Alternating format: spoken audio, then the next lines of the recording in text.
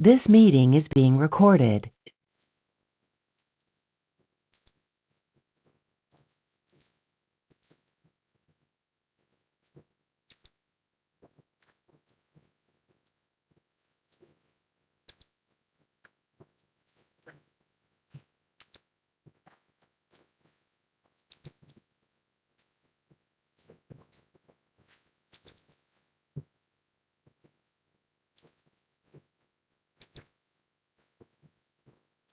सलाम अलैकुम। आज का बाइबल पठन भजन संहिता अध्याय 17।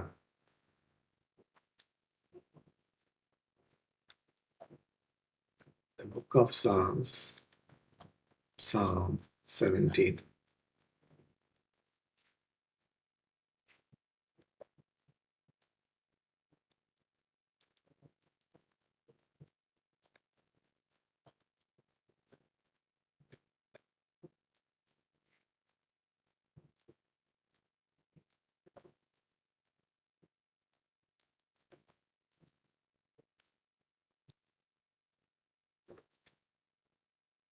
आइए देखेंगे कि कुल कितने वचन हैं इस अध्याय में।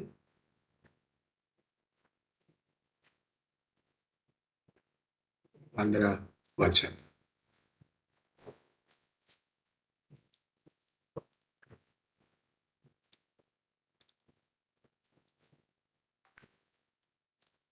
वचन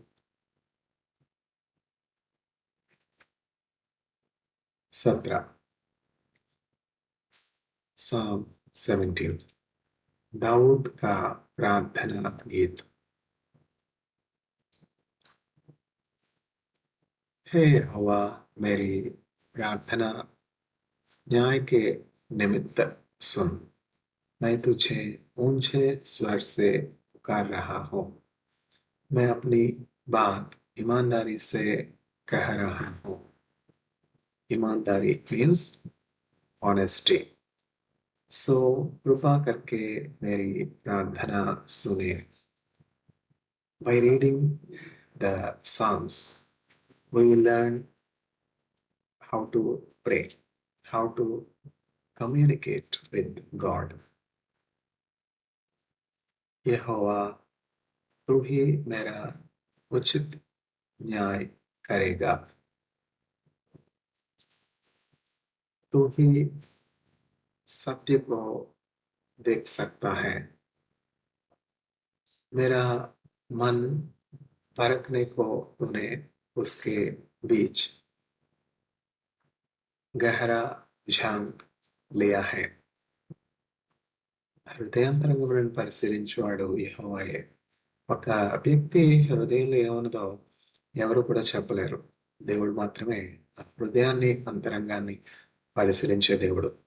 దేవుని యొక్క హృదయాన్ని, దేవుని యొక్క శక్తిని దావీదు ఎరిగిన వాడి నుండి ఇట్లా చెప్తున్నాడు, మేరా మన్ పరఖనే కో తూనే ఉస్కే బీచ్ గహరా ఝాంక్ లియా హై। నా హృదయాన్ని పరిశీలించడానికి, నా హృదయంలోనికి నీవు తొంగి చూచి పరిశీలిస్తూ ఉన్నావు. చూసారా? హృదయాంతరంగాలు దేవునికి మరుగే ఉండలేదు. మన హృదయంలోని ప్రతి ఆలోచన, ఆ ఆలోచన పుట్టడానికి మునిపే దేవునికి ఎరుక. అది ఎట్లా అంటే చూడండి, ఒక చిన్న గదిలో క్యాండిల్ ఉంది. క్యాండిల్ ఉన్నప్పుడు ఆ గదిలో ఉన్నటువంటి విషయాలన్నీ మనకు కనబడతాయి కదా! క్యాండిల్ లేకపోతే ఆ గదంతా చీకటిగా ఉంటుంది. మనకి ఆ గదిలో ఏమున్నాయో, ఎక్కడేమున్నాయో మనకు తెలీదు. అట్లనే నరుని ఆత్మ యెహోవా పెట్టినటువంటి దీపం. మనలో ఉన్నటువంటి ఈ ఆత్మ దేవుడు మన హృదయాంతరంగాలను పరిశీలించడానికి ఉంచినటువంటి దీపం అన్నమాట. ఈ ఆత్మ పెట్టినటువంటి దేవుడు ఆత్మ అనే దీపానికి చమురు కూడా పోస్తూ ఉన్నాడు, వెలిగిస్తూ ఉన్నాడు. ఆ ఆత్మ దీపపు కాంతిలో దేవుడు ప్రతి ఒక్కరి హృదయాన్ని పరిశీలిస్తున్నాడు. కాబట్టి మన హృదయ ఆలోచనలన్నీ కూడా దేవునికి తెలుసు. మన ఆలోచనలు బట్టి దేవుడు మనకి ప్రతిఫలం ఇస్తారు. तू मेरे संग रात भर रहा, तूने मुझे जांचा और तुझे मुझ में कोई खोट न मिला। मैंने कोई बुरी योजना नहीं रची थी। तेरे आदेशों को पालने में मैंने कठिन यत्न किया, जितना कि कोई मनुष्य कर सकता है। దావీదు చూడండి ఎంత యథార్థంగా ఉన్నాడు. ప్రభా నీ ఆజ్ఞలను పాటించడానికి, ఆజ్ఞానుసారంగా జీవించడానికి ఒక మనుష్యుడు ఎన్ని విధాల ప్రయత్నం చేయగలడో అన్ని విధాలా నేను ప్రయత్నం చేస్తున్నాను. సఖ్యమైనంత వరకు నేను నీ ఆజ్ఞలు ఒక మానవ మానవునికి ఎంత సాధ్యమో అంత ప్రయత్నము చేసి నీ ఆజ్ఞలను అనుసరించి నేను జీవిస్తూ ఉన్నాను. చూసారా? యెహోవా యందు భయభక్తులు కలిగి ఉంటే ఆ జ్ఞానమునకు మూలం. ఆయన కట్టడలను అనుసరించి మనం జీవించినప్పుడు అపాయంలో పడం, కీడులో పడం, ప్రమాదంలో పడం, క్షేమంగా సురక్షితంగా ఉంటాం. అందువల్లే దావీదు అనేకమైనటువంటి అపాయాల నుంచి, కీడు నుంచి, హాని నుంచి తప్పించబడ్డాడు, సురక్షితంగా ఉన్నాడు. मैं तेरी राहों पर चलता रहा हूँ, मेरे पाँव तेरे जीवन की रीति से नहीं डिगे.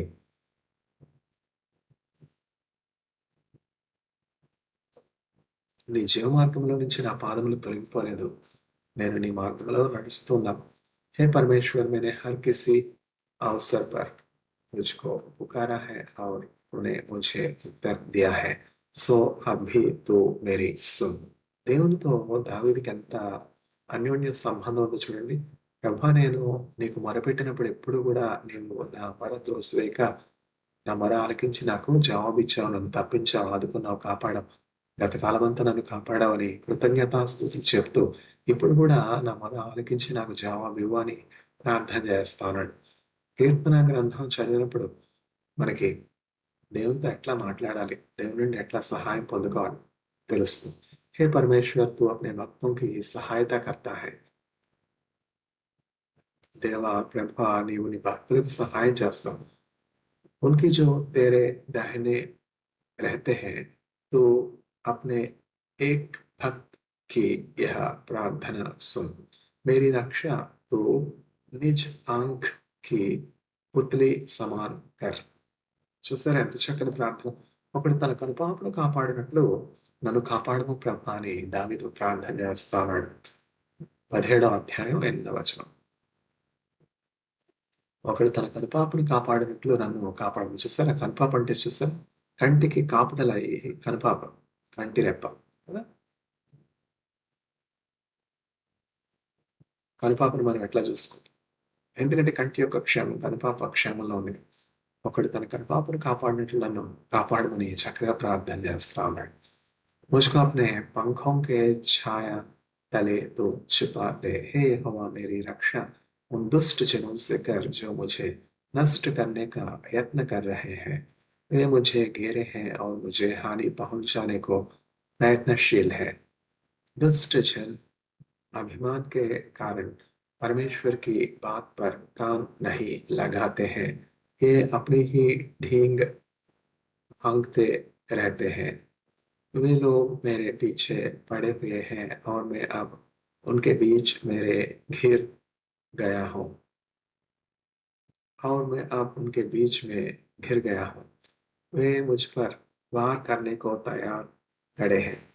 वे दुष्ट जन ऐसे हैं जैसे कोई सिंह घात में अन्य पशु को मारने को बैठता है. वे सिंह की तरह झपटने को छिपे रहते हैं. నా శత్రువులు సింహము వలె పొంచి ఉన్నారు.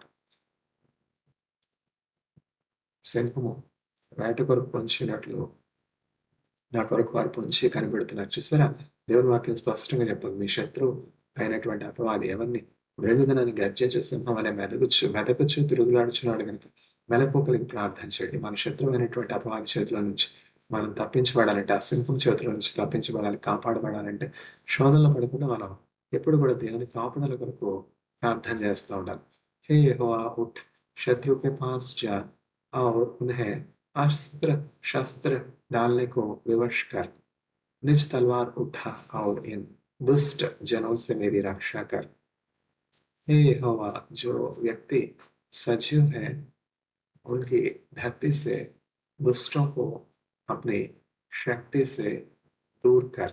हे यहोवा, बहुतेरे तेरे पास शरण मांगने आते हैं, तो उनको बहुतायत से भोजन दे, उनकी संतानों को परिपूर्ण कर दे, उनके पास निज बच्चों को देने के लिए बहुतायत से ధన్ हो. ఎంత మంచి ఆశీర్వాదకరమైనటువంటి విషయం. ప్రభువా, నీవు నీ దానముల చేత నన్ను తృప్తిపరచుచున్నావు. వారు సంతానము కలిగి తృప్తి నొందదు. చూసారా ఎంత ఆశీర్వాదం. గర్భఫలం యెహోవా ఇచ్చు బహుమానం కదా. కుమారులు యెహోవా అనుగ్రహించు స్వాస్థ్యం. వారు సంతానం కలిగి కుమారులు కలిగి తృప్తి నొందెదరు. పరిపూర్ణ అంటే తృప్తి.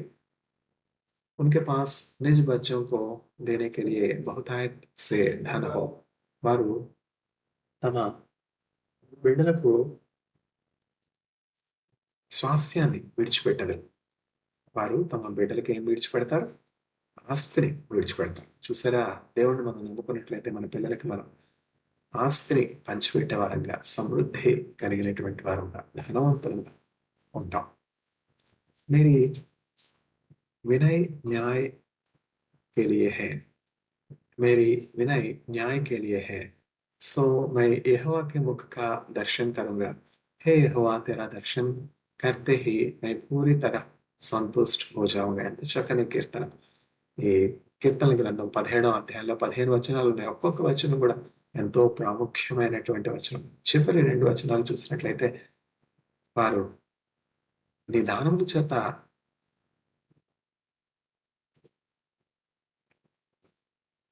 నీవు నన్ను తృప్తిపరచుచున్నావు, పోషించున్నావు. వారు కుమారులు కలిగి తృప్తి నందుదురు. వారు తమ బిడ్డల కొరకు స్వాస్థ్యాన్ని విడిచిపెట్టెదరు. ఉదయమున నేను నీ ముఖ దర్శనం చేసేది. నీ ముఖ దర్శనం చేసి నేను సంతోషాన్ని పొందుతాను. ఉదయం నేను కన్నులు తెరవగానే నీ ముఖమును దర్శించి సంతోషభరితుడినవుతాను అని దావీదు చెప్తున్నాడు. చూసారు, మనం కూడా ఇట్లాంటి సంతోషం కలిగి ఉండాలి.